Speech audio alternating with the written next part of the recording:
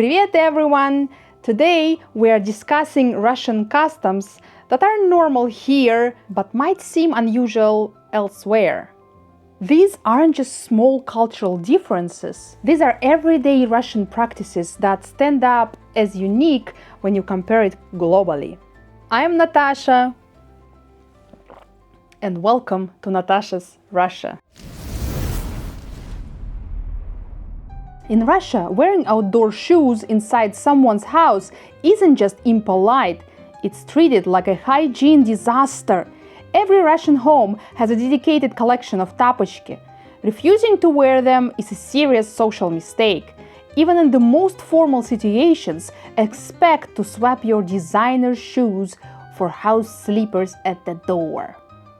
While most of cultures seal every crack to keep cold air out, Russians deliberately open their windows wide for проветривание. Even when it's minus 30 outside, this daily ritual of quickly cooling your apartment for exactly 15 to 20 minutes happens regardless of weather. The belief that fresh air prevents illness runs so deep that hospitals follow this practice too.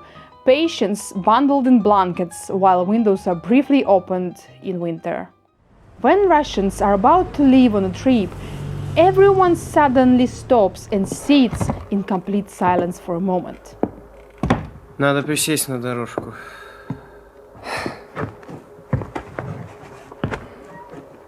This посидеть на дорожку tradition is meant to create a moment of peaceful reflection before departure.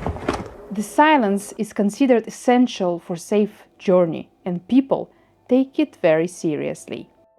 Now, man, this one is very important for you. In most of countries, a dozen roses is a romantic gesture.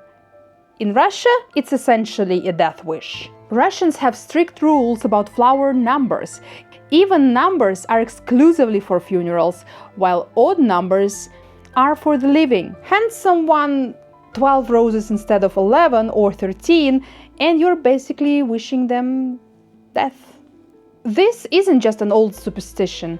Even young Russians in 2025 follow this rule religiously. While most cultures bundle up against winter cold, Russians are stripping down and jumping into ice holes. Welcome to Russia, мать вашу! Throughout winter, dedicated Morzhi regularly practice this extreme swimming. But what's truly remarkable is during Orthodox Epiphany on January 19th, when ordinary people with zero training, office workers, students, elderly babushkas, literally everyone, suddenly decide to plunge into cross-shaped ice holes. This isn't just for athletes or cold water enthusiasts. Normal Russians who never swim in ice any other day of the year will happily submerge themselves in freezing water as a spiritual practice. In Russian banyas, people regularly hit each other and themselves with bundles of birch branches called veniks. I was beat by her dad in the Banya with sticks. I know. This isn't punishment, it's a premium spa treatment. The practice improves circulation and cleanses the skin through a combination of intense steam and rhythmic branch beating. This is Russian Banya.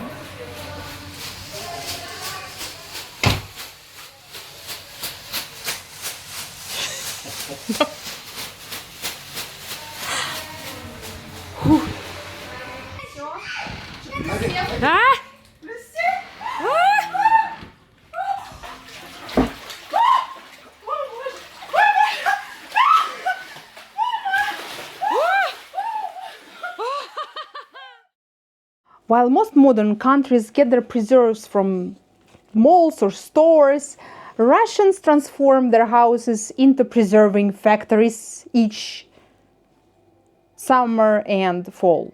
This Zagotovki tradition involves processing hundreds of jars of pickles, jams, and preserves. Apartment balconies become drying racks for mushrooms, window sills overflow with fermenting vegetables, and entire weekends are dedicated to canning. This isn't considered a quaint hobby, it's an essential annual activity even for busy urban professionals and regardless of economic status. When Russians get sick, they don't drag themselves into crowded clinics. Doctors come to them. The standard practice of calling a doctor who then personally visits your home is completely normal in Russia. What's remarkable is the service is entirely free through the public healthcare system. And Russians use it every time they get sick, not just for emergencies or severe cases. A simple call to the local polyclinic and doctor arrives at your door within hours. Medical bag in hand, ready to treat you in your pajamas. Russians of all kind of income level maintain country houses called dachas. Unlike vacation homes in other countries, these aren't luxury retreats. They are often simple cabins where Russians spend weekends growing vegetables, making repairs, and connecting with nature. What's notable is that even Russians who struggle financially will maintain a dacha, considering it essential rather than optional. The concept of working hard on weekends instead of relaxing is deeply ingrained in this culture. Russians carry extensive documentation all the time with them. Like I have my passport here, I have my ID for pension, for social services, and I have my governmental insurance here. It looks like this.